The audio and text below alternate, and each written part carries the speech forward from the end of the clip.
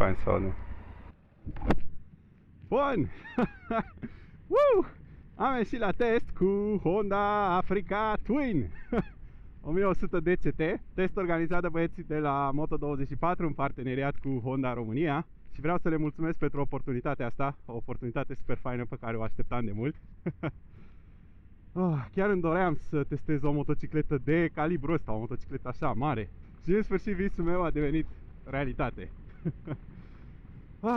Nu o să vă dau prea multe specificații în clipul ăsta, pentru că specificațiile le puteți găsi și voi pe net. Este o motocicletă de adventure, motor de 1100, 100 de cai aproximativ, cuplu mare, tot ce-i trebuie, bineînțeles. Este o Africa Twin, automat roți pe 21, pe față, pe spate 18. Este o motocicletă de adventure în toată regula. Când te gândești la motociclete de adventure, te gândești automat la două motociclete, la Africa Twin și la BMW GS. Mie personal, prima impresie e ciudată. E atât de ciudat să nu ai manetă de ambreiaj, să nu ai un schimbător aici jos când te uiți la picior. E foarte, foarte ciudat. Însă DCT-ul schimbă destul de decent. Nu se simte un șoc cine știe ce, doar când trece din a întâia în a doua se simte. Dar în rest este foarte ok. Motocicleta trage, bineînțeles, nu o să exagerez cu viteza, pentru că nu o cunosc foarte bine încă. A few moments later. Sunt full gaz în momentul ăsta.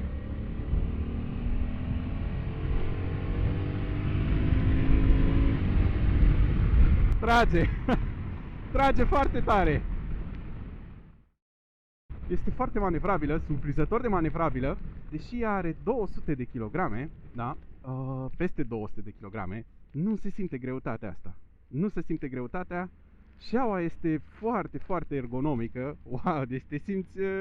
n-am ce să reproșez. Un pic cam tare totuși pe partea din față. Așa, mai aproape de rezervor spre zona aia. E destul de tăricică. Da, era de așteptat. În schimb, e ok. N-am ce să reproșez. Schimbă bine pe retrogradări, iară. Nu ai nicio senzație urâtă. Nu mă așteptam, chiar nu mă așteptam.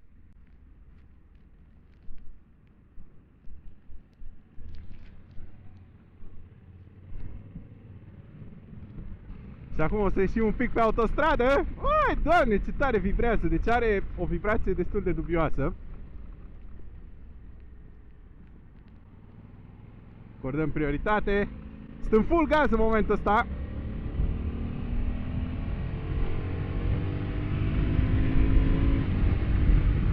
Trage. Trage foarte tare. Frânele merg ok. Suspensia e moale pe început, ai senzația că se lasă foarte tare de față, dar după aia observi că începe să se întărească cumva pe frânare și nu mai ai probleme, adică e chiar ok. Mă așteptam să fie o suspensie moale, mă așteptam să fie o suspensie foarte moale, dar nu este cazul deloc, absolut deloc. Wow! Deci vibrează, pot să vă zic că vibrează un pic, nu m-aș fi așteptat să simt ceva vibrații, dar nu foarte, foarte puternice. Dar știți unde se simte cel mai mult? Aici, cumva la picioare. Deci pe scărița stângă, mai ales, să simt vibrații, frate. Chiar să simt vibrații. Însă, probabil cu niște ghete de alea de touring care au talpa un pic mai groasă, nu se mai simte la fel. Și în mâner, la fel, tot pe partea stângă în mâner se simte un pic de vibrație, dar doar în partea aia când te apropii de 90 100 pe acolo. Și după aia încep să dispară, știi? Deci cred că are o bucată, să zic așa, undeva pe la 80-100, unde, într-adevăr, motocicleta intră într-o rezonanță ciudată și vibrează un pic, da?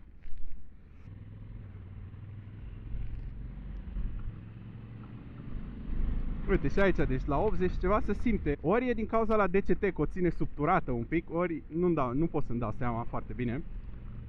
Da, testăm, frate, Africa Twin și sunt foarte bucuros că îmi doream de mult să fac chestia asta.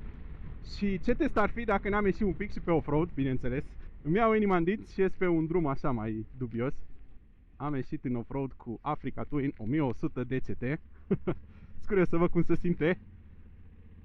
Doamne, foarte dubios să nu schimb viteze, deci e wow. Mai ales în off-road, știi, unde lucrezi un pic și cu ambreiajă și... E interesantă. Oh!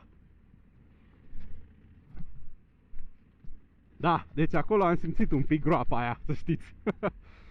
Suspensia pe spate e mult mai fermă decât m-aș fi așteptat. ABS-ul funcționează și el bine, l-am testat adineaura. Oh! În comparație, cred că Himalayanul era un pic mai comodă. Hai să o luăm pe aici. Ia, cât de ușor e să mă ridic în scărițe. Surprinzător de ușor. Nu e la fel de comodă ca Himalayanul la condus din scărițe. Adventure-ul 390 care l-am testat anul trecut, nici nu vorbesc, că la era aproape imposibil să stai în scărițe. Răspunsul la accelerație este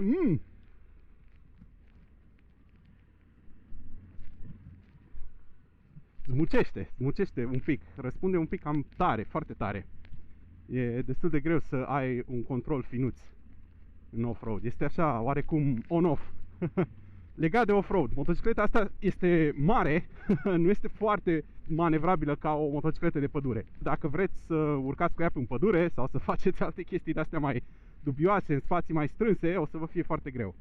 Motocicleta, odată ce ai pus-o în mișcare, e foarte, foarte manevrabilă și la semafor are steaua destul de joasă, poți să o ții, e ok, dar, pe drumuri nasoale de off-road, mersi mult, pe drumuri nasoale de off-road este foarte greu de controlat, pentru că răspunde la accelerație mult prea instant, mult prea brutal. Poate sunt niște setări, deci nu zic, poate sunt niște setări și nu le știu eu, care le poți face astfel încât motocicleta să răspundă mai bine la accelerație, în special în treapta întâi și a doua, acolo unde mergi foarte mult pe drumurile astea grele, da? Pentru că adineaura simțeam așa că cum mișcam 1 milimetru de accelerație, puf, pleca așa de sub mine cumva, dădea să plece foarte repede, știi? Probabil există un mod care îți permite să cizelezi chestia asta. Uite, adineaura s-a simțit un pic subturată când i-am dat gaz și am simțit niște vibrații care, iară, au fost foarte dubioase. Dar îmi place.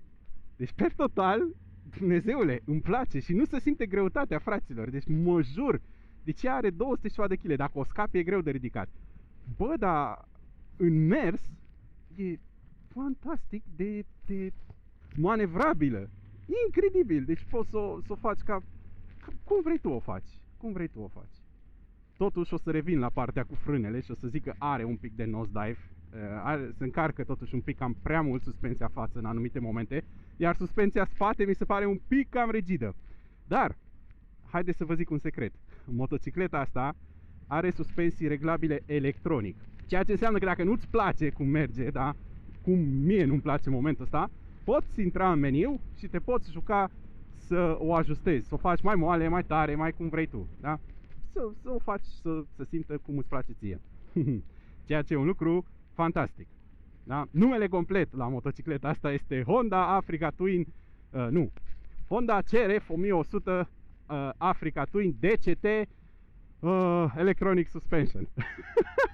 Are un nume foarte lung, foarte, foarte lung. Da. Mi-a plăcut tura. Bun, în testul de astăzi eu am vrut să combin utilul cu plăcutul și când am plecat am mers direct pe ocolitoare să vedem cum se simte pe autostradă, practic, da? La drum lung, se simte foarte, foarte fain, îți dă destul de multă încredere. Apoi am ieșit pe un drum relativ așa mai off-road, mai de țară, să vedem cum se simte și în mediul ăla, pentru că practic cam de asta o iei, să ieși prin afara drumului. Iar acum suntem în trafic de oraș, să vedem cum se simte și în oraș, pentru că inevitabil o să treci prin oraș, prin aventurile tale, n-ai cum. Așa că, dragilor, am încercat să merg cu motocicleta până 3 situații des întâlnite atunci când mergi într-o aventură cu motocicleta. Momentan, mi-a plăcut cum s-a comportat în toate 3. Ce am avut de obiectat a fost asta că suspensia este un pic cam moale pe față și un pic cam tare pe spate, dar, dat fiindcă este electronic suspension, se poate regla și se poate ajusta cu ușurință. În trafic este ușor de condus pentru că ai cutie automată și atunci îți este mult mai ușor să conduci în trafic. Se simte practic ca un scooter.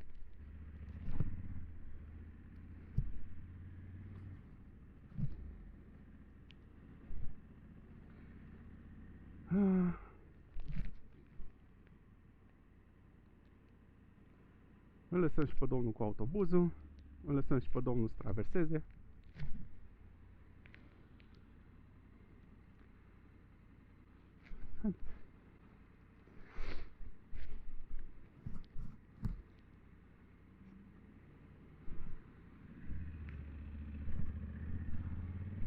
Săracul, domnul în vârstă era frică să traverseze și îl înțeleg. La cum să circul în ziua de astăzi și mie mi-ar fi frică. Uite, asta îmi place la cutia automată, vezi? S-a făcut verde și am plecat. Și schimbă foarte, foarte fain. Deci v-am spus, doar de la întâia la a doua să simte așa o, cum să zic, o mică chestie, dar în rest foarte, foarte lin, foarte smooth, ca să zic așa un englezist de ăsta. Este ușor de ținut în picioare motocicleta și la viteze mici. O altă chestie, cât de bine mă protejează de vânt. Păi, mă protejează destul de ok față de un naked sau orice altceva, dar pentru mine, de exemplu, mi-ar trebui un parbriz un pic mai înăltuț, o leacă mai înăltuț, pentru că îmi bate ceva vânt în cască. Foarte probabil, aș putea să-l ridic mai sus, dar nu știu cum. Domnul de la Honda mi-a arătat un pic cum se folosește cutia automată, pentru că nu mai apucasem să conduc o cutie automată pe motocicletă. Tocmai asta am și vrut să văd, Doamne, deci atât am așteptat să văd cum se simte, frate, o cutie automată pe motocicletă și mai ales pe o motocicletă mare și mai ales pe o motocicletă de adventure. Și răspunsul e că se simte fain.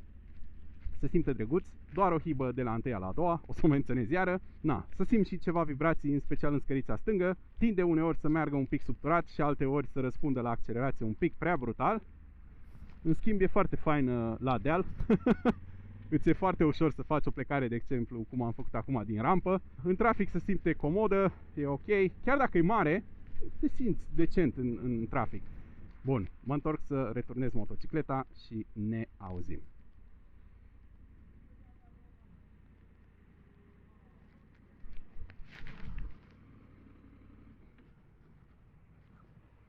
E faină.